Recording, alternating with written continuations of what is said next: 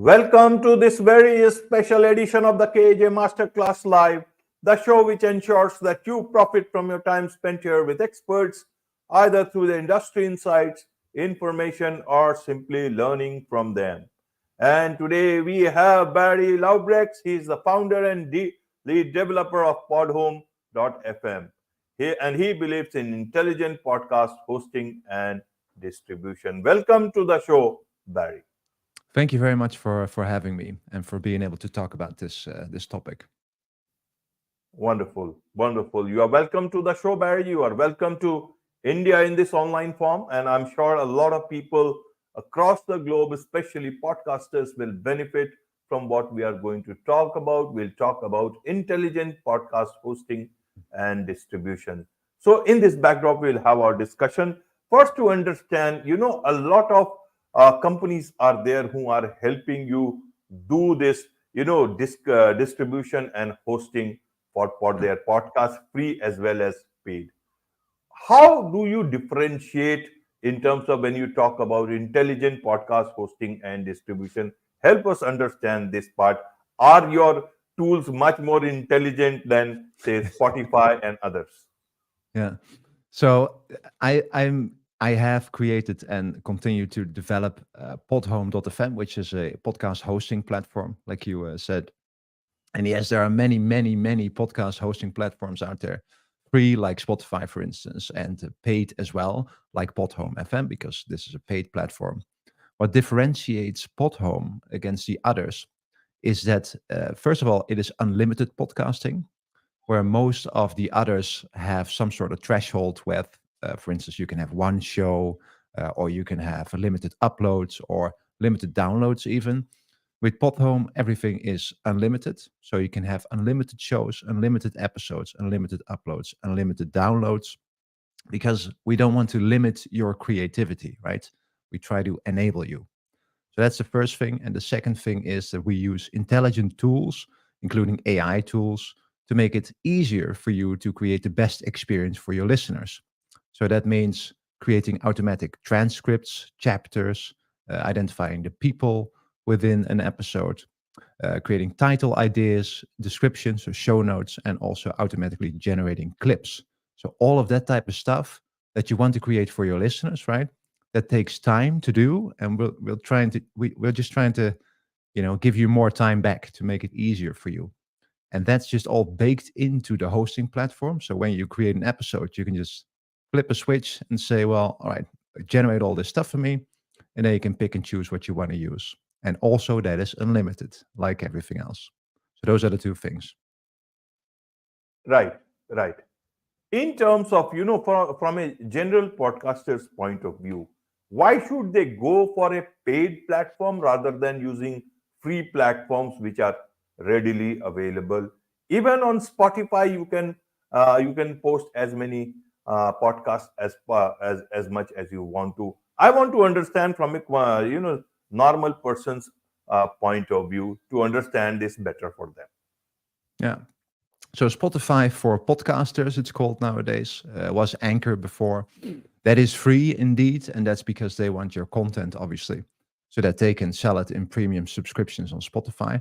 And that's fine for a normal podcast, right? You don't notice that. You just have a free platform that you can use for your episodes, and it works well. That's true. And you can also distribute to other platforms like Apple Podcasts and Google Podcasts and other platforms. So it's not limited to only Spotify, but it's not as advanced. So you're very limited in what you can actually do with that. So I call Spotify for podcasters a podcasting 1.0 platform, where platforms like mine, podhome.fm, is a podcasting 2.0 platform. So, for instance, Spotify doesn't have a standardized way to detect chapters.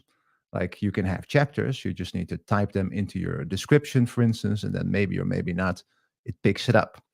Podcasting 2.0 is a new initiative created by the community that tries to standardize podcasting and podcasting features like chapters, transcripts, people, clips, and all that type of stuff, so that all of the apps, all the podcast player apps out there can understand what it is. So for instance, chapters are created in a separate JSON file that is included in your RSS feed. We do that at Podhome. So we support all of these modern podcasting features under the hood. You don't notice that yourself, but we do that for you, so that listeners have the best experience. So these free hosting platforms like Spotify for podcasts, and there's a couple others as well, they do not have these more advanced and modern features that support your listeners to have a better experience. So that's kind of the difference there. And it also includes, like I said, Podhome AI that helps you to save time when you create all of your metadata there. Right, right. So your pod home is also for video podcasting. Am I right, or it's only for audio? Now, for now, it's only for audio. Video will be added later, hopefully later this year, so that you can just upload your video and then you can choose where that goes, right? So there are podcast player apps that support video. So obviously you can have a video on YouTube, but you also have, for instance, Podcast Guru. There's True Fans. These are these newer podcast player apps, and there users can simply pick and choose what they want to consume. So if the podcast has only an audio feed, you have audio. If it also has a video feed, you can just flip a switch and say, all right, let me see this video as well, because it gives more context, right, to the conversation. So yes, later this year, there will also be video. You can just upload your video, and then supporting podcast player apps can then consume that. But for now, it's audio only. Yeah. Right, right, Barry. In terms of podcasts and podcasting, monetization is a big issue, and that is make Yeah. or break for a lot of podcasters, or leading to pod fade.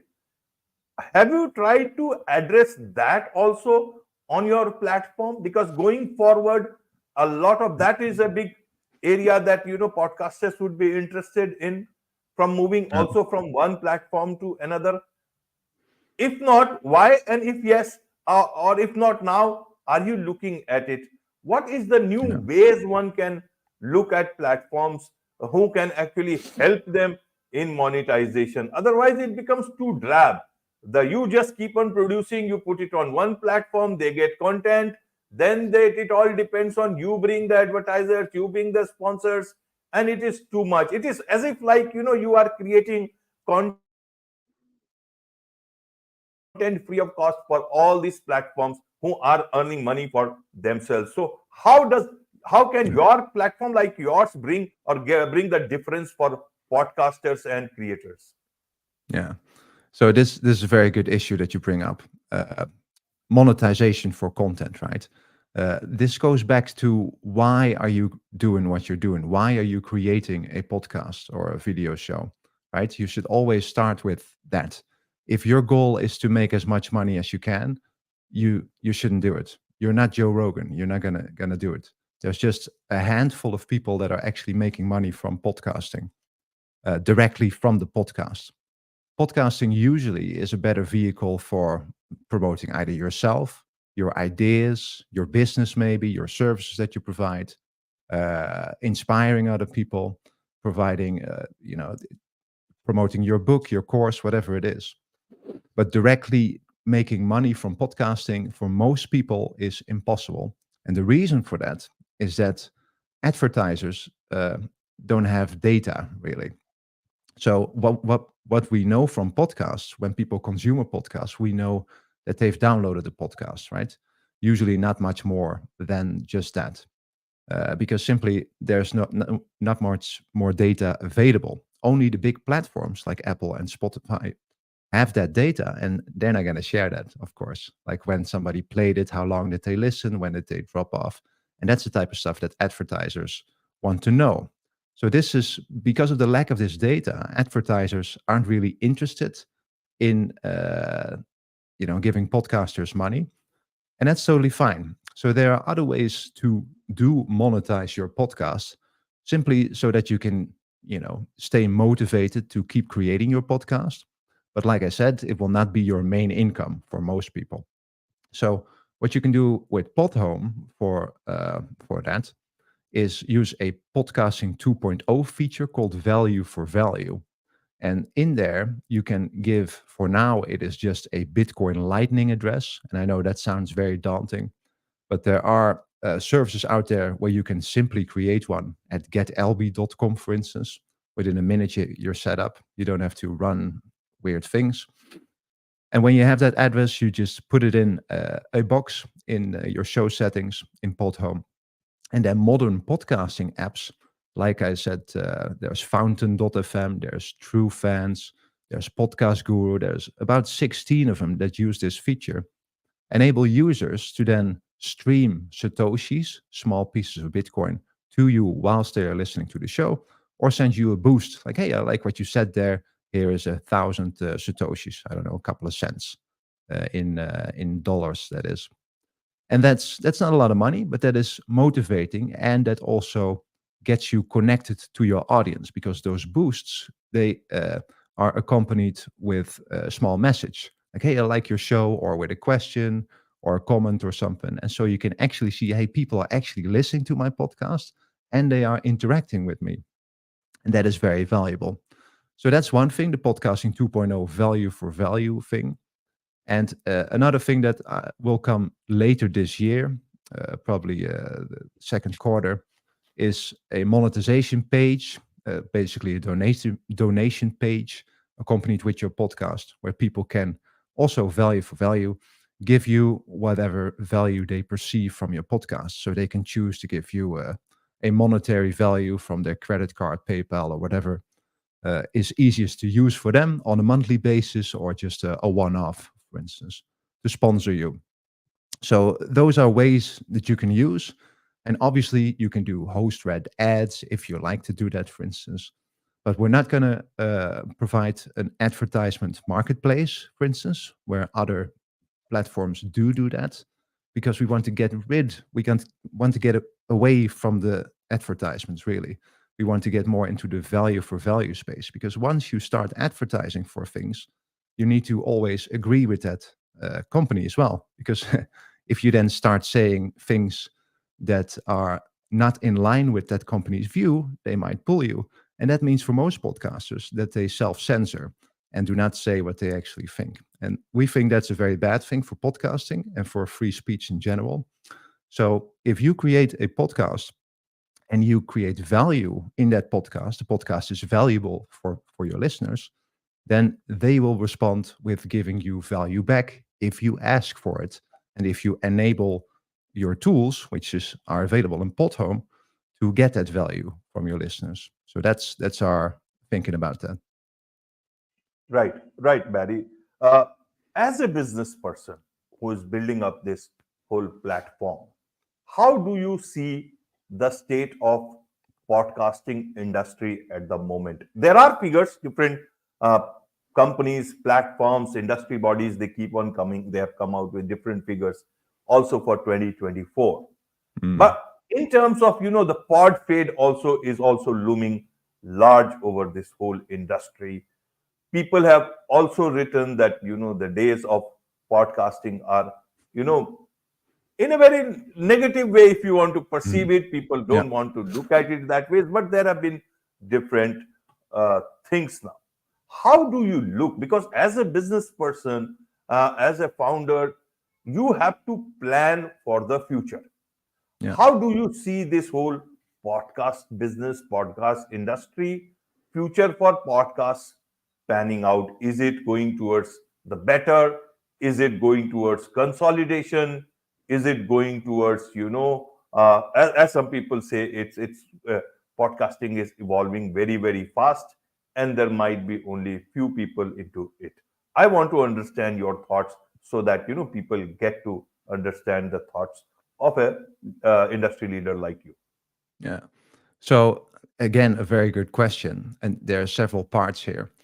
So there is a thing that you call the podcast industry, right? The industrial complex there, which are the big players. So Spotify, Apple, Amazon, Google, so YouTube as well. I'm not a big fan, and they all write that we are in a podcast winter, right? Things are looking bleak, it's not going well, and that they say that because advertisers are pulling away because they don't have the data, and so they don't want to invest. And just because of that, they say, well, this is not a good industry, right? Because we used to have advertisements that came out when the serial podcast came out, and listeners really got into podcasts. And then Spotify thought, well, this is a great idea. Let's also invest in podcasts. Let's get Joe Rogan. Let's set a whole thing up. Let's put a couple of billion in there. And that didn't pan out, right? So they are firing people left and right because the advertisement money is not there. And so you cannot directly monetize a podcast. Like I just said, the podcast itself usually does not make money, but it is a vehicle that you use to promote something else, right? Yourself, your business, your book, or just to teach people something, inspire people. It is a different thing. It is not a YouTube video that gets ad views and direct money. That's not its purpose. So that's one thing, and that is why people are talking so negatively about podcasts. But I see it differently, because podcast listening is going up year on year. People are listening more and more to podcasts, even the younger generation as well. They also like accompanying videos, right? So on YouTube, so what we're doing here, but they still want the content. So they are very interested in the content. I think the podcast content from podcast creators is very valuable, because conversations like we're having today, for instance, and longer form conversations from all sides of the spectrum, left, right, opposing, you can listen to whatever you want, right? You can pick and choose. It's not censored, not yet at least. And so it's very valuable for humanity. So I think we're going into the right direction, right? So there's more consumption of podcasts. There is still a lot of creation as well. And I know, yes, people are pod fading a bit. That's the term for people that, they stop podcasting after a while. And that happens because it just takes a lot of time to do it. And if you don't get anything back from it, you get demotivated. I totally understand. And that's also why we're trying to make it as easy as possible for you to create your podcast, right? You create, upload, we do all the rest. So there's still creation. Listening is going up. I think we're in a very good space, especially if you look at the modernization of podcasting with podcasting 2.0, tools like podhome.fm, and those new podcast apps, which you can, by the way, find at modernpodcastapps.com. There's a list of them right there. So there is a lot of innovation in this space, in the open source world as well, and in the community there. So I think we're going into the right direction. But if you look at the industry reports about monetization and advertisement money, yes, that is going away. So I do think there will be some shifts in the podcast industrial complex. So Spotify, the bigger, older hosting companies as well, they might consolidate or go away this year or next year. Spotify might, for instance, sell off something. Who knows? But that's fine. That's totally fine. To me, Spotify is just a podcast player app. That's all. There's 50 of them. You can just pick and choose another one. Absolutely. I like the way you have put it. It is just one part of the industry, and it is not the industry as No. such. It is just one part. And just because they had a model which did not work out for them does not mean that it is the model that has to be followed for everyone else. And the money Exactly. obviously was going to them, not to podcasters, but it made it look like that as if the whole industry podcast community was benefiting out of it. It is just a platform that I totally understand. From a new podcaster's point of view, uh, how should they look at podcasting, or someone who has done say 100 episodes wanting to grow? Creating a podcast is also a lot of hard work. Now, Yeah. should they look at it only as some sort of uh, passive work, or whenever you have time you do it? What about people who want to take it seriously? How much options are there for them to earn a livelihood? Maybe not full-fledged livelihood, but at least a considerable part of their income from podcasts. As of now, some people are making it Why I ask this is that you see, there are podcast agencies, there are public relations firm, Mhm. there are individual corporates, there are individuals. There are corporates, there are individuals, there are authors, there are public speakers. Yeah. All of them are using this whole thing called the podcast to promote themselves. Yeah. But they are sharing money amongst themselves. But the money is not going to podcast hosts or people who are actually doing things on the ground. And many of them just say, you wait for the advertiser, you create a sponsor. It is Yeah. like a farmer feeding the whole world, and then the world is telling you, you grow for yourself from some another planet. How do you look at this part? Because you are a very integral part of this whole ecosystem. Do you think this ecosystem should change? That is why, for my thing, you see, I am ready to do any interview with a very simple person who is trying to build a business. But somebody who is coming from the corporate side, they should contribute to people who are helping them gain value out of it. Yeah. Obviously, means, or you go and spend say $500, $1,000, and give it to a podcast agency. They come to you, but they don't contribute anything to the podcast. As you said, value for value. So people who are getting value are not considering this as value.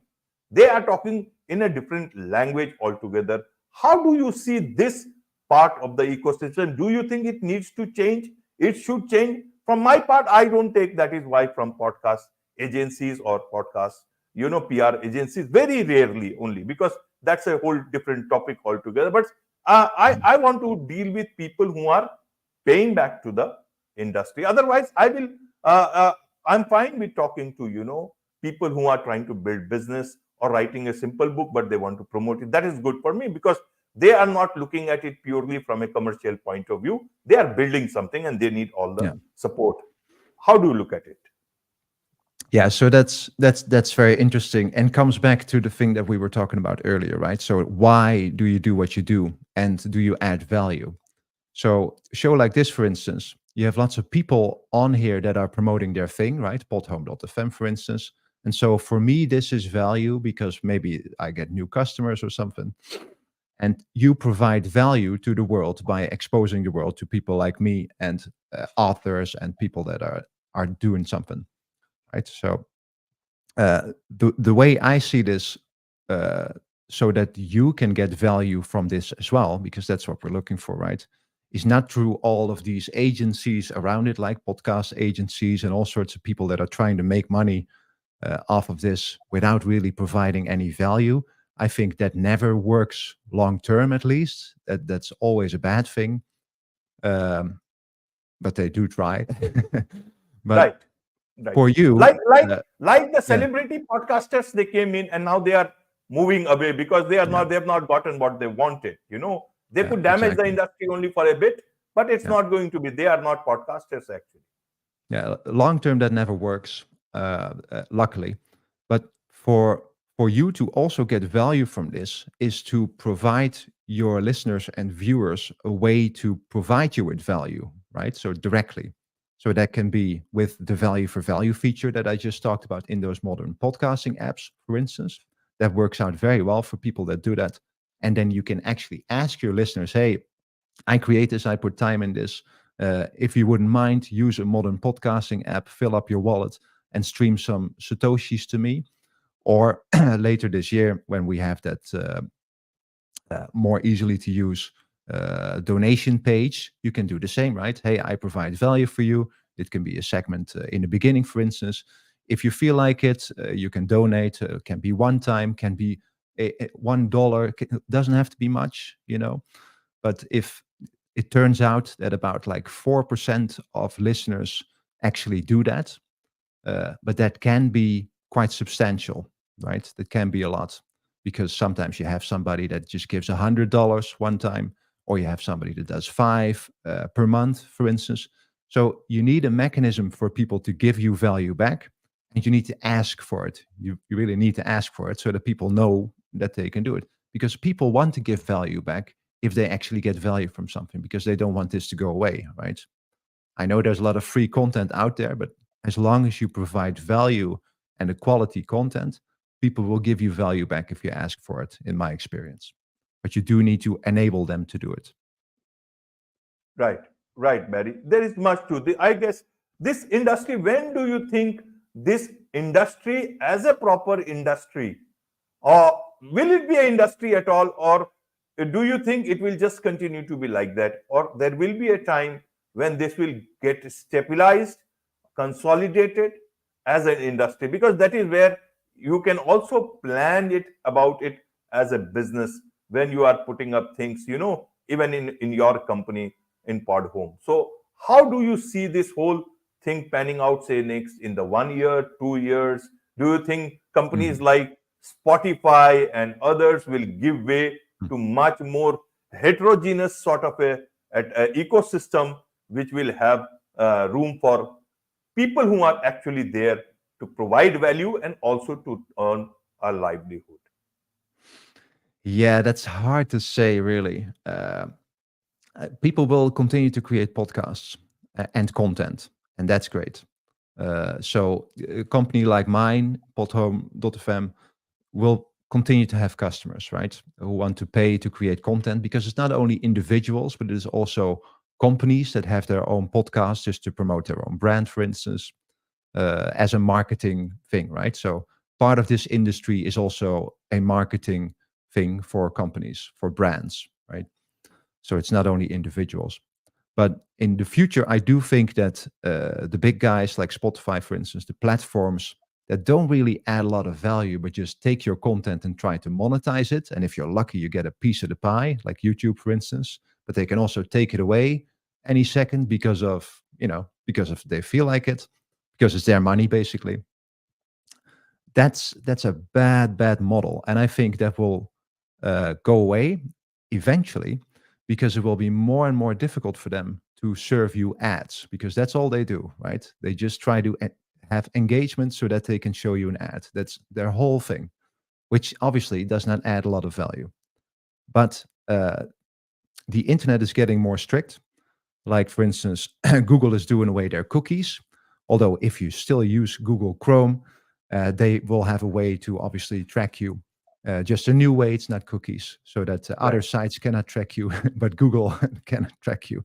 But things like that, and iPhone, Apple stuff will also become more strict, so that uh, trackers cannot see your IP address anymore and do not know who you are anymore, which is a good thing for us as consumers, but a bad thing for advertisers. So it will be more and more difficult to serve you ads, as well as the upcoming chat GPT things, AI, LLMs.